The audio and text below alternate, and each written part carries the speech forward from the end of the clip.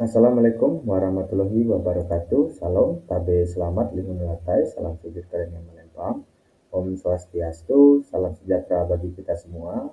Halo mahasiswa UT yang saya banggakan. Kali ini kita akan memasuki sesi keempat dari mata kuliah Filsafat Administrasi, yang mana pada sesi ini kita akan membahas perbedaan filsafat administrasi dengan ilmu administrasi dan manajemen administrasi serta kelompok-kelompoknya. Saya harapkan teman-teman dapat menyimak secara sesama materi yang saya sampaikan melalui video ini dari awal hingga akhir. Mungkin itu saja dari saya. Baik teman-teman mahasiswa sekalian, kita akan mulai pada materi dari filsafat administrasi pada sesi keempat. Kita langsung saja melihat kepada slide yang kedua yang sudah saya sajikan, yaitu mengenai perbedaan filsafat administrasi dan ilmu administrasi, yang mana sebenarnya untuk filsafat administrasi ini sendiri sudah kita kupas di beberapa pertemuan sebelumnya.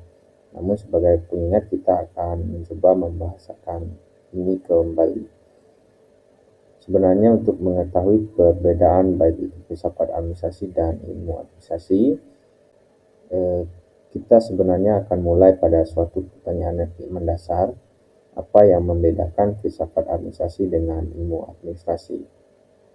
Dalam filsafat administrasi, kita melihat administrasi bukan hanya sekadar aktivitas saja sebenarnya teman-teman, tapi sebagai suatu konsep yang kaya makna.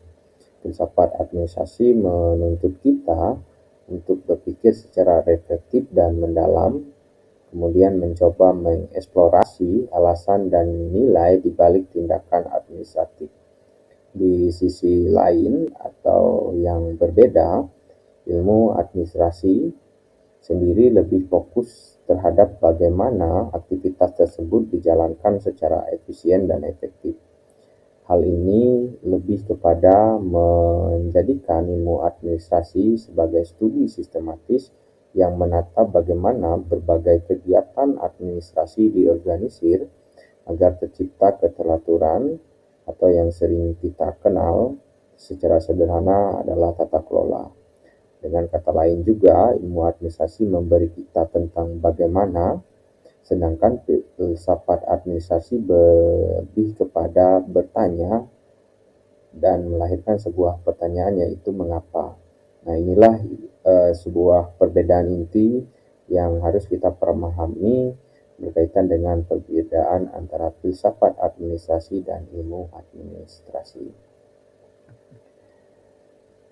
Untuk lebih dalam lagi di slide ini, kita akan melihat lebih dalam perbandingan antara filsafat administrasi dan ilmu administrasi melalui sebuah tabel yang sudah saya sajikan di sini kepada teman-teman dan dapat kita baca secara seksama.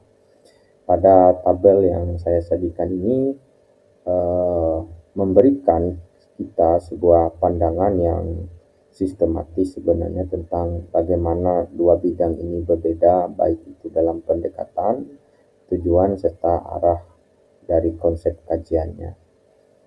Kita akan mulai melihat beberapa poin utama. Kita akan mulai pada definisi. Pada filsafat administrasi, pada tabel kita bisa lihat secara seksama, filsafat administrasi merupakan proses berpikir yang mendalam dan reflektif seperti yang saya sampaikan tadi. Ini bukan juga sebagai sebuah praktik, tetapi sebuah perenungan tentang hakikat dan nilai yang mendasari administrasi. Di sini kita bertanya mengapa administrasi itu ada, misalnya apa nilai yang dibawa oleh ilmu administrasi tersebut.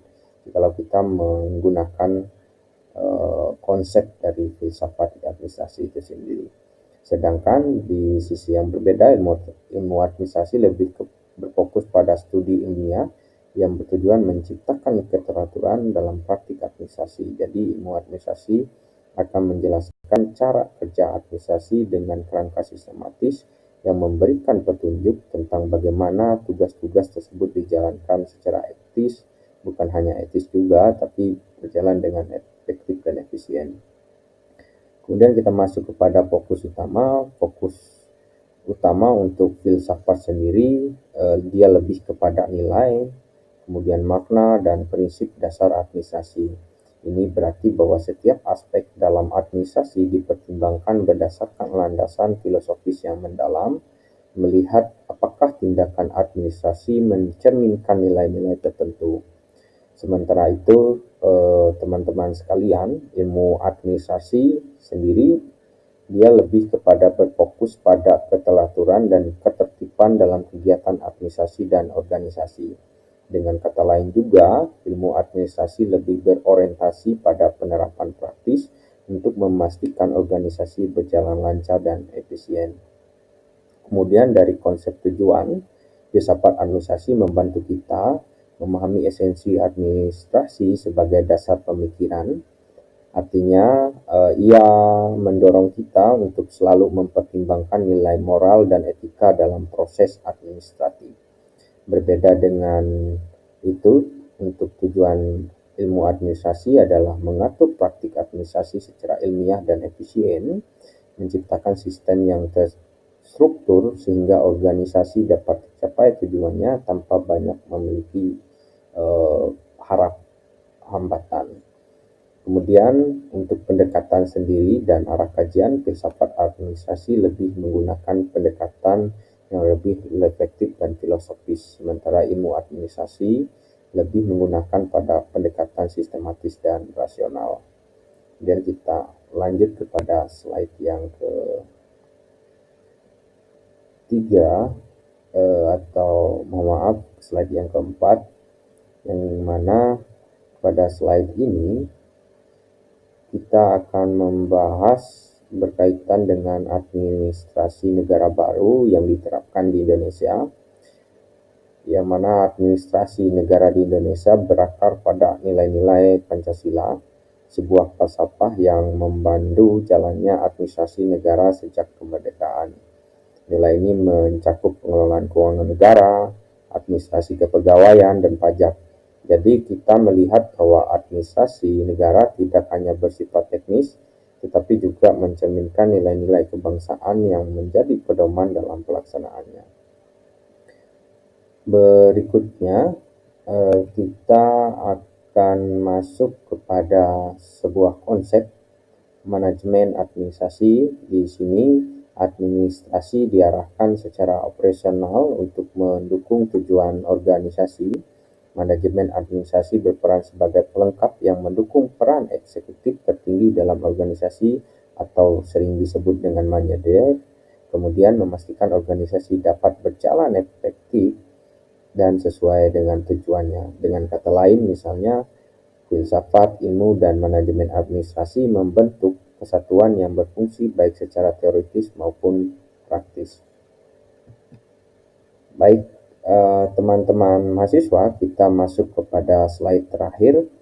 Sebagai kesimpulan, kita bisa melihat bahwa filsafat administrasi memberikan kita sebuah pemahaman mendalam tentang nilai dan prinsip dasar, sedangkan ilmu administrasi membantu kita mengatur praktik administrasi secara sistematis.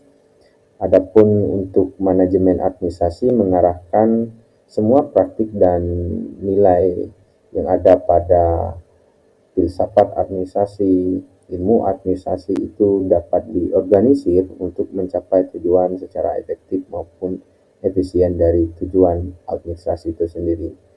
Nah, jika kita mengintegralkan atau menggabungkan ketiga perspektif ini, kita akan menjadi praktisi administrasi yang tidak hanya efektif dalam praktik, tetapi juga memiliki landasan etis yang kuat.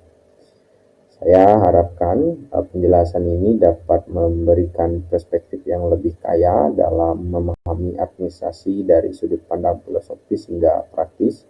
Semoga materi ini memberikan pemahaman bagi kita semua, petunjuk, landasan, dan inspirasi bagi teman-teman mahasiswa dalam menjalani peran sebagai administrator di masa depan atau di masa yang